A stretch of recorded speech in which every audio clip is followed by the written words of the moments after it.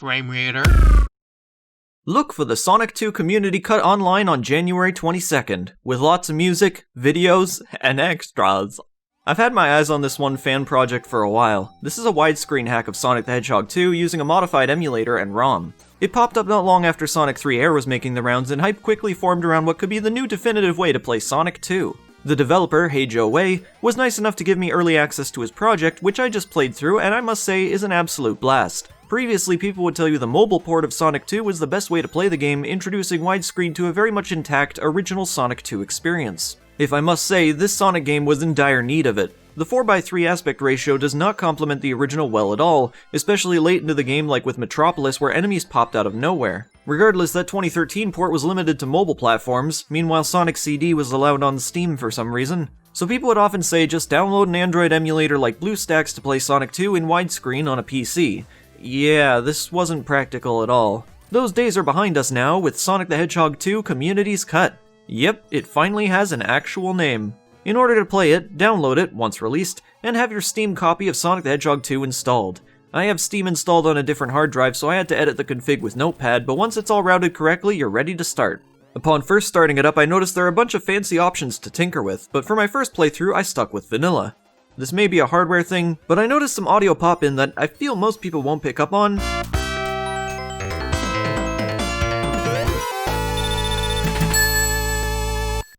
It's there, however, if you know what to listen for. It's not a big problem, but something I hope gets addressed in a future release. For the first act, the experience went exactly as expected. That is until I finished the first act, where I could still move for some odd reason. Strange, I don't think I intentionally triggered that glitch. But then, the next act starts. No more fade to black. On paper, this might sound like not a big deal, but if you know me, presentation goes a long way. As I progressed through the game, I was happy to see that the experience is, much like the mobile port, very intact to the original. This is still simply Sonic 2, with many of its flaws, although there are a few tweaks that I could spot. The Aquatic Ruins boss was adjusted for widescreen. I know it may seem dumb to bring this up since it's a widescreen hack, but do consider this wasn't really a requirement. He could have left the placement as it was with the extended view. I think that makes it worth a mention.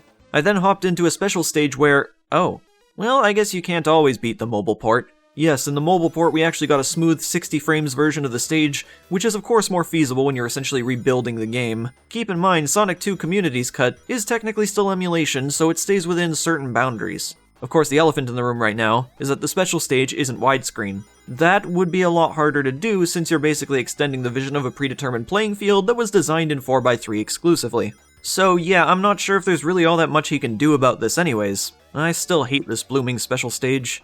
I got to Mystic Cave, and gee, widescreen sure takes this stage to the next level. In the original, I almost dread it because of how cluttered it is with spikes. This expanded view makes me aware of it much further in advance, so I can easily prevent myself from running into them. Finally, I can enjoy this level as I should. In case you're wondering, the elusive Hidden Palace zone isn't here. Once again, you'll fall into the pit of spikes and... oh, well isn't that nice? I'd say this is an improvement over certain death. In Sky Chase Zone, try as I might, I couldn't get Sonic to fall off Tails' ship from a quick spin dash. It could be I was extremely lucky, but I'm assuming HeyJoeWei intentionally fixed this. This happened in the boss room as I activated the extra life chime.